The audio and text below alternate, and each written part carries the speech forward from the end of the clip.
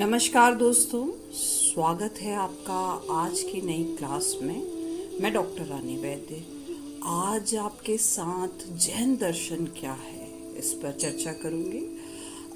जब जैन दर्शन की बात कर रही हूँ तो सबसे पहले दर्शन वास्तव में जीवन के प्रति एक दृष्टिकोण है और जैन धर्म में जिन शब्द का अर्थ विजेता है, अर्थात जिसने इंद्रियों पर विजय प्राप्त की, कसायों को जीत लिया हो। अतः स्पष्ट है कि जैन धर्म जो है मुक्ति का सच्चा मार्ग बताता है। जब व्यक्ति कर्मों को जीत लेता है तब उसे मुक्त दशा मिलती है। देखिए, दृष्टिकोण समझने का प्रयास करें, दर्शन समझने का प्रयास करें। मैंने दर्शन की बात की, उसमें जैन शब्द की बात की, उसका अर्थ समझाया कि वो विजेता से तात्पर्य रखता है, अर्थात जिसने इंद्रियों पर विजय प्राप्त कर ली हो, कसायों को जीत लिया हो। तो इस तरह से ये एक सच्चा धर्म है। तो वास्तव में जैन दर्शन क्या है? तो त्याग, करुणा, अहिंसा, सदाचार और मानवीय मूल्यों की दृष्टि से ये अति समृद्ध दर्शन है। समझने का एक प्रयास करते हैं जिसके अनुसार जो शिक्षा है वो केवल ज्ञानार्जन तक ही नहीं, अपितु व्यक्ति के जीवन के गहन रूप से संबंधित शिक्षा है या दृष्टिकोण है। आज कुछ बातें मैं इस तरह से कर रही हूँ, समझने का प्रयास कीजिएगा मेरे साथ। जो शिक्षा व्यक्ति के सदचरित्र की ओर प्रेरित करती है, ये कैसी दर्शन की शिक्षा है, कैसे ये सदचरित्र की ओर प्रेरित करती है। तो चलिए परिचर्चा को शुरू करते हैं। सबसे पहले बात करूंगी कि वर्तमान शिक्षा व्यवस्था जो है उसमें जैन दर्शन के जो उद्देश्यों को अगर हम समाहित करते हैं तो शिक्षा प्रणाली को पूर्ण बनाया जा सकता है। इसीलिए मैंने इसमें बात की है कि जैन दर्शन की वर्तमान शिक्षा प्रणाली में क्या उपादेयता है। Utility of Jainist education in modern education system.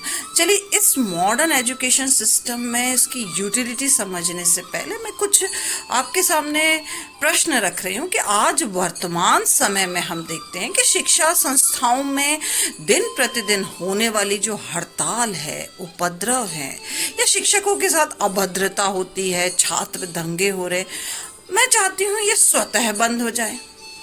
Jain दर्शन की जो शिक्षा प्रणाली की उपादेयता को यदि समझा जाए तो साथ ही वर्तमान में जो सांप्रदायिक वातावरण या भ्रष्टाचार का आचरण हो रहा है, मादक पदार्थों का प्रचलन हो रहा है, झूठ बोलना, निंदा, ये सभी स्वतः बंद हो जाएंगे। मैंने बहुत सारी आपके सामने बातें रख डाली। कैसे? चलिए तो इसे समझने का प्रयास करते हैं कि जैन धर्म जो है वो आत्मोदय के साथ सर्वोदय कल्याण पथ पर अग्रसर है। कैसे?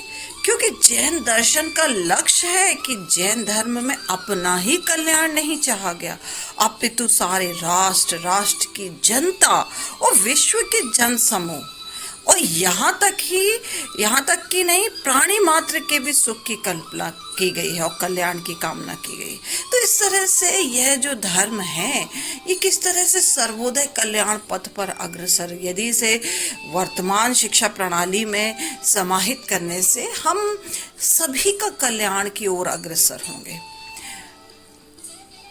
पंचशील सिद्धांत दूसरी बात करूंगी, जिसमें मैं अहिंसा, सत्य, अपरिग्रह, असत्य और ब्रह्मचर्य, ये 5 मूलभूत शिक्षाएं हैं।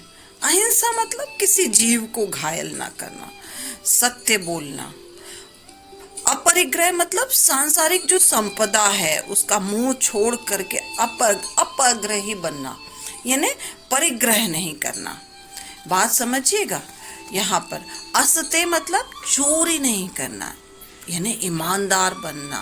ब्रह्मचर्य मतलब सदाचारी जीवन जीना। ये पंचशील जो सिद्धांत है, इनकी शैली जो है वो वैज्ञानिक ढंग की है, क्योंकि इसमें अंधविश्वास के लिए कोई स्थान नहीं है। ध्यान दीजिएगा जो मैं बात कह रही हूँ कि ये जो पंचशील सिद्धांत हैं इनकी शैली कैसी है, वैज्ञानिक ढंग की। और क्यों मैंने कहा, क्योंकि इसमें अंधविश्वास के लिए मैं कोई स्थान नहीं छोड़ रही हूँ। यह सिद्धांत जो है वो आधुनिक विज्ञान के प्रतिकूल नहीं बल्कि अनुकूल है। अब मैं आगे बात करूंगी स्व अनुशासन पर आधारित शिक्षा। तो मेरा मानना है कि अनुशासन जो है बाहर से नहीं लादा जा सकता। अनुशासन जो है शिक्षा का अंग है। और जैन दर्शन में यदि हम जैन दर्शन के अनुसार यदि हम शिक्षा में नैतिकता, शुद्ध आचरण, विचार, ये इनका पालन करेंगे तो ये अनुशासन पालने में सहायक होते हैं और इनके द्वारा स्व अनुशासन जो है हम अपने जीवन में ला पाएंगे। आगे बात करूंगी कि शिक्षा में समानता, आध्यात्मिकता, आत्मनियंत्रण के विचारों पर बल। मैं एक एक करके बात समझाती हूँ कि जैसे इसमें कहा गया कि वर्तमान शिक्षा प्रणाली की उपादेयता में शिक्षा में समानता, तो शिक्षा में समानता तो सभी को एक सी और सभी के लिए शिक्षा के द्वार खुले। जैन दर्शन में ध्यान दीजिएगा, सभी को एक सी और सभी के लिए शिक्षा के द्वार खुले। आध्यात्मिकता को समझते हैं तो आध्यात्मिकता जो है इसका सर्वोपरि अंतिम लक्ष्य क्या है? मोक्ष है। और इस मोक्ष का मार्ग जो है सच्ची श्रद्धा, सच्चे ज्ञान और सच्चे चारित्र के संयोग से बनता है। अनूठी बात सामने आ रही है कि मोक्ष का जो मार्ग है किसके द्वारा बन रहा है? सच्ची श्रद्धा, सच्चे ज्ञान और सच्चे चरित्र के संयोग से बन रहा है। और इनका अनुकरण करके जीव जो है वो कर्म बंध से मुक्त हो जाता है। अब बात करूंगी आत्मनियंत्रण के विचारों पर बल। तो जैन दर्शन के अनुसार जो है आत्मनियंत्रण के विचारों पर के द्वारा सर्वोत्तम विकास को दर्शाता, जो कि अद्वितीय है। वास्तव में ये जो दर्शन है या विषय है बहुत ही विशाल या नूतन है, जिसके द्वारा स्वयं अपने विचारों पर आत्मनियंत्रण की ओर ये प्रेरित कर रहा है। तो अब आप समझ पाए होंगे, अभी तो मैंने चर्चा में बस यही बात की कि जैन दर्शन की वर्तमान शिक्षा प्रणाली में क्या उपादेयता है। अब मैं बात करती हूँ कि जैन दर्शन के प्रवर्तक कौन है। ये जो जैन धर्म है वो विश्व के प्राचीन दर्शन या धर्मों में से एक है। यानी जैन दर्शन जो है यह भारत की श्रवण परंपरा से निकला है तथा इसके जो प्रवर्तक हैं वो 24 तीर्थंकर हैं। प्रथम जो है भगवान ऋषभ देव तथा अंतिम तीर्थंकर महावीर स्वामी हैं। जो तीर्थंकर हैं उन्होंने जो ये धर्म बताया ये सार्वजनिक धर्म है। ध्यान दीजिएगा मैं क्या बात कह रही हूँ। तीर्थंकरों द्वारा बताया जो धर्म है वह सार्वजनिक धर्म है। और जैन दर्शन की सबसे बड़ी विशेषता है अहिंसा और तप। श्वेतांबर और दिगंबर जैन धर्म के दो संप्रदाय हैं। श्वेत वस्त्र जिनका आभूषण हो उन्हें श्वेतांबर संप्रदाय कहते हैं, जबकि चारों दिशा ही जिनका अंबर हो या आभूषण हो उसे दिगंबर संप्रदाय कहते हैं। जैन साधु साध्वी 5 महाव्रतों का पालन पूर्ण रूप से करते हैं और वह तपस्वी जीवन बिताते हैं। इस तपस्वी जीवन में वे अहिंसा, दूसरों के प्रति क्षमा भाव धारण करना, शारीरिक और आंतरिक तपस्या, स्वाध्याय, ध्यान, उपवास, रत्नात्रय को अंगीकार करते हैं। ठीक है ना। तो ये जैन धर्म के जो प्रवर्तक है उसे हमने समझने का एक प्रयास किया। अब हम बात करते हैं शैक्षणिक उद्देश्य। जो जैन दर्शन की शिक्षा है उसके क्या शैक्षणिक उद्देश्य हैं उन्हें भी तो समझना जरूरी है, एजुकेशनल एम्स को। तो सबसे पहले हम बात करते हैं व्यक्तित्व का समग्र विकास। पहले तो व्यक्तित्व को ही समझते हैं कि व्यक्तित्व जो है वो मनुष्य की सर्वश्रेष्ठ और सर्वोपरि संपदा है। विश्व में जितने भी जो महापुरुष हैं वो अवतरित हुए हैं, उनकी महानता का जो आधार है उनका श्रेष्ठ व्यक्तित्व है। उसी व्यक्तित्व के कारण तो वो महान बने। वास्तव में जो व्यक्तित्व है वो संपूर्ण गुणवत्ता का योग है, इन्हें सारी अच्छी चीजों का योग है। अर्थात सम्यक दर्शन, ज्ञान, चारित्र संपूर्ण को धारण करने वाला व्यक्ति उत्तम व्यक्तित्व धारक होता है। क्या बात कह रही हूँ? सम्यक दर्शन, ज्ञान, चरित्र संपूर्ण को धारण करने वाला व्यक्ति उत्तम उत्तम चरित्र धारक होता है और शैक्षणिक उद्देश्यों के माध्यम से ही व्यक्ति के व्यक्तित्व का समग्र विकास संभव है। ये पहला उद्देश्य हो गया।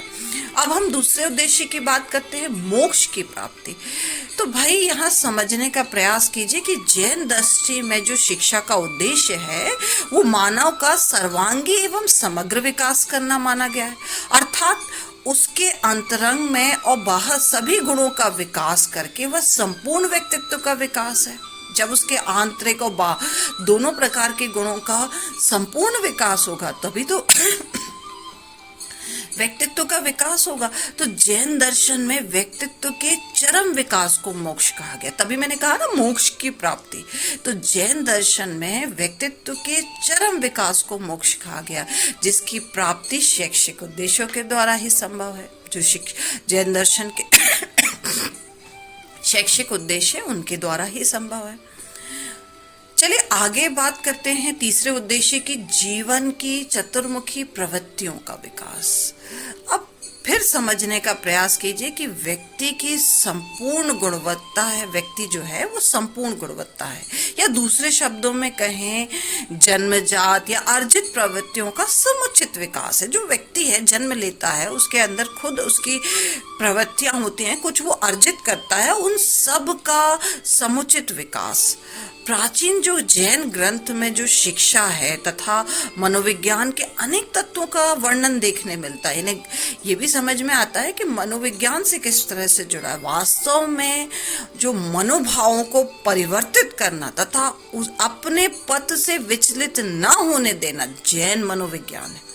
समझिए, यहीं पे मैं शिक्षा में मनोविज्ञान को समझाने का प्रयास कर रही हूँ कि किस तरह से मनोविज्ञान जैन दर्शन में जुड़ा हुआ है, क्योंकि वो चतुर्मुखी प्रवृत्तियों का विकास कर रहा है। ये मनोविज्ञान का क्षेत्र में आता है कि वास्तव में जो है मनोभावों को परिवर्तित करना, यानी भावों को किस तरह से मनोभावों को परिवर्तित करना तथा उन्हें अपने पथ से विचलित न होने देना, ये जैन मनोविज्ञान है। अतः शैक्षणिक उद्देश्यों की पूर्ति में ये क्या है, सहायक है। इसी के द्वारा हम जीवन की चतुर्मुखी प्रवृत्तियों का विकास कर पाएंगे।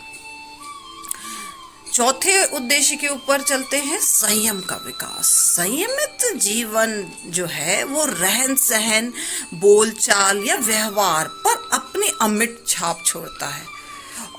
जो संयमी है उसका संयम झलकता है, इसीलिए तो कहा अमिट छाप छोड़ता है। शिक्षा में समाहित करके हम संयम का विकास किया जा सकता है। नेक्स्ट चलते हैं कि आत्म जगत और जीवन के संबंध का परिज्ञान। यहाँ पे बात समझने की कोशिश कीजिए कि आत्मज्ञान जो है वो जीवन निर्माण का कारण बनता है।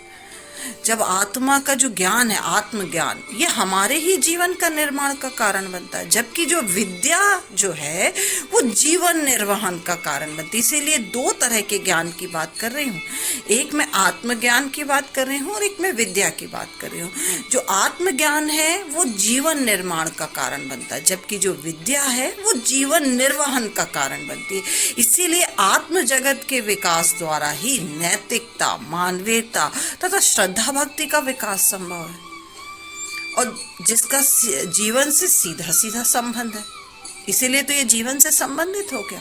तो इस तरह से हम इन शैक्षणिक उद्देश्य द्वारा हम आत्म जगत और जीवन संबंधों का परिज्ञान को समझ पाएंगे। नेक्स्ट बात करूंगी कि शारीरिक, मानसिक, आध्यात्मिक शक्तियों का पूर्ण उन्नयन। जो जैन दर्शन है वो स्वयं परिपूर्ण आत्मिक मनोविज्ञान है। क्या कह रही हूँ बात? जैन दर्शन जो है वो स्वयं परिपूर्ण आत्मिक मनोविज्ञान है, जो व्यवहारिक और तर्क सिद्ध है, जिसे हम व्यवहारिक कसौटियों पे भी कर सकते हैं और तर्क द्वारा सिद्ध भी कर सकते हैं। उसकी विशेषता इसमें है कि वह प्रत्येक व्यक्ति को अनंत शक्ति से ओतप्रोत घोषित करता है। यानी यहाँ पे हर व्यक्ति में उस शक्ति की बात कही जा रही है। कौन सी? अनंत शक्ति की बात की जा रही है, जिससे वो सम्यक चारित्र का पालन करके हर कोई इसे प्राप्त कर सकता है। यह भी बात सामने आ रही है कि हर कोई इसे प्राप्त कर सकता है। सच्ची श्रद्धा, सच्चा ज्ञान, सच्चा चरित्र ही इस प्रकार की सफलता की कुंजी है। इस तरह से हम व्यक्ति का विकास कैसा कर रहे हैं, उसकी शक्तियों का किस तरह से पूर्ण उन्नयन कर रहे हैं कि शारीरिक रूप से भी, मानसिक रूप से भी और आध्यात्मिक रूप से भी।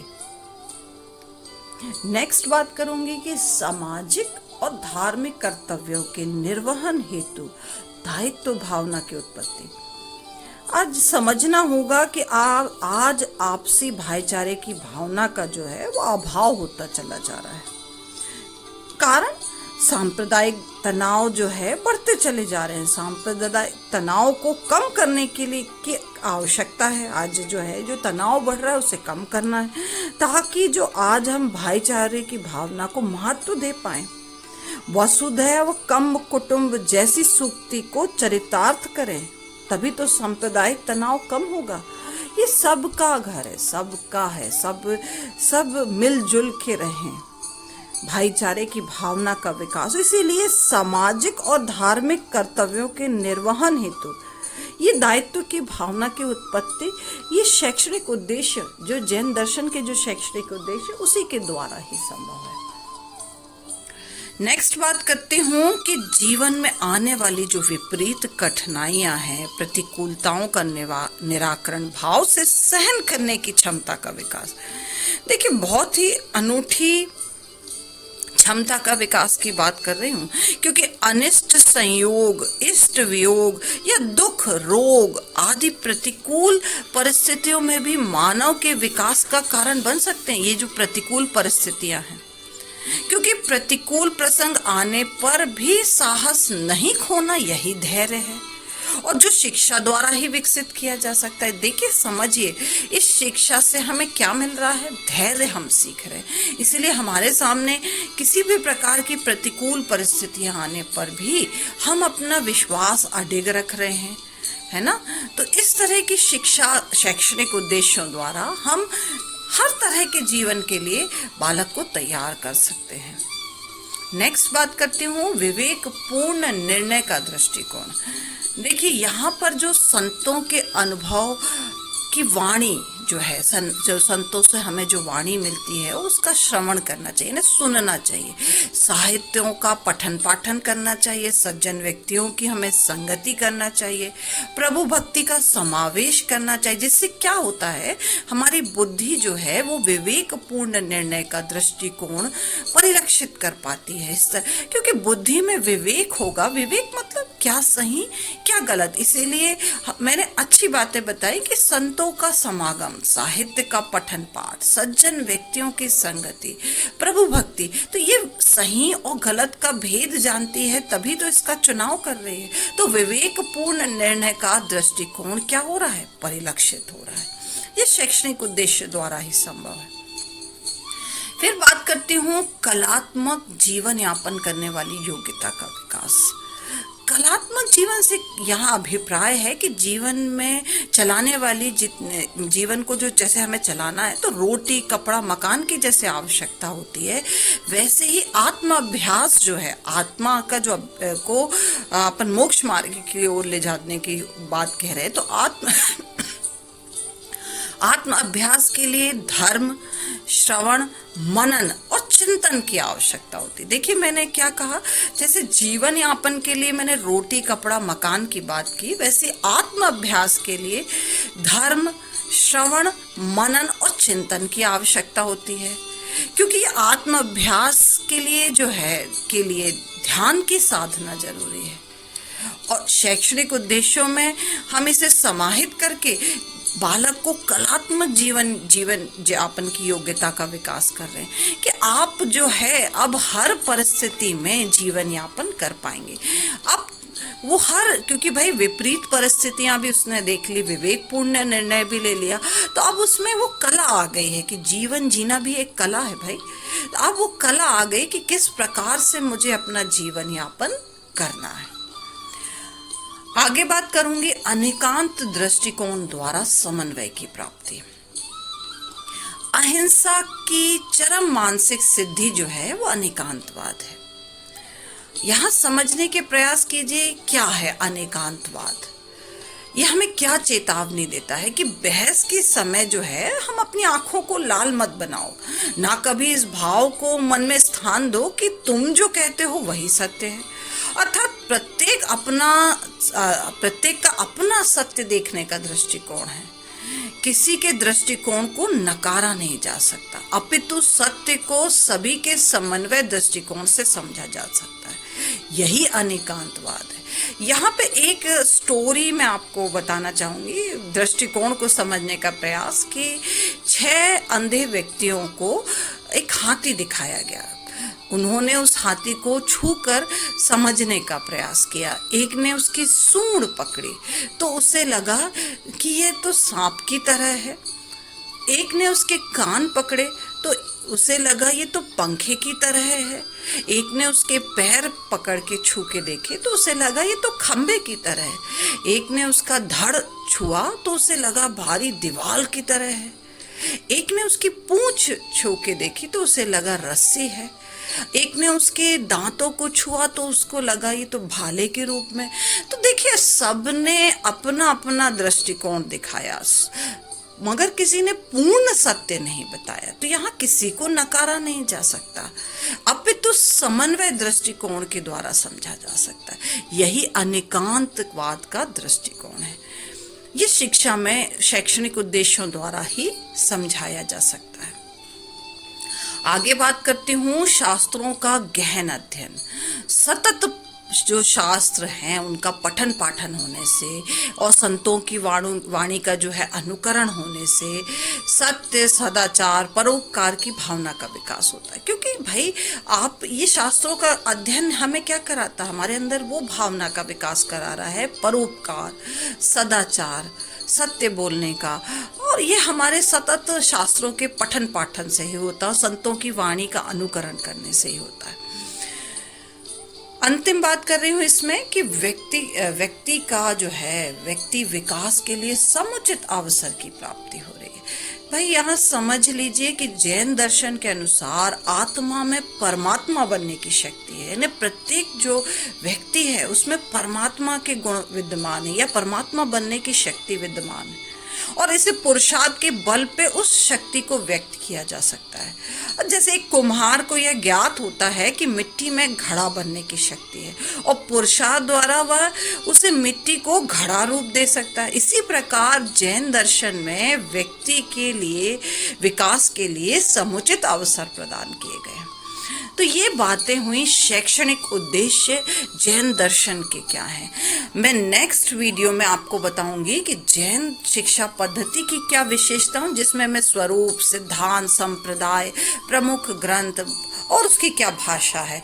फिर मैं उसी विशेषताओं में अनेकांतवाद का जो सिद्धांत है उसे और समझाऊंगी। जैन दर्शन का अन्य विषयों से क्या संबंध है, उसकी शिक्षाएं क्या हैं, विधि क्या है, गुरु शिष्य संबंध कैसे, छात्र जीवन कैसा है, शिक्षक कैसे हैं, जैन संस्कार कैसे हैं, अनुशासन कैसे हैं, और अंत में बात करूंगी कि आधुनिक शिक्षा के लिए आवश्यक तत्व क्या है। अहिंसा और तप को समझेंगे, बलि प्रथा का विरोध, परोपकार की भावना, आत्मदर्शन की शिक्षा और विश्व शांति के उपदेश। तो आज के हमने वीडियो में जो है वो हमने केवल पहले ये सीखा कि जैन दर्शन जो है उसकी जो शिक्षा है उसकी वर्तमान शिक्षा प्रणाली में क्या उपादेयता है ना। आज ये दर्शन को समझ रहे थे तो जरूरी था कि वर्तमान से इसे जोड़ा जाए, इसकी उपादेयता को समझा जाए। और हमने दूसरा उसमें जैन दर्शन के प्रवर्तक कौन है और जैन दर्शन के शैक्षणिक उद्देश्य क्या है, आज हमने इतना इस वीडियो में समझा। नेक्स्ट वीडियो में मैंने आपको बता ही दिया, विशेषताएं समझेंगे और आधुनिक शिक्षा के लिए क्या आवश्यक तत्व है उस पर चर्चा करूंगी। आई होप दर्शन समझने का एक प्रयास था जो मैंने आपको, वो भी जैन दर्शन को समझने का एक प्रयास था जो मैंने एक प्रयास किया। आई होप आपको ये वीडियो पसंद आया होगा। धन्यवाद।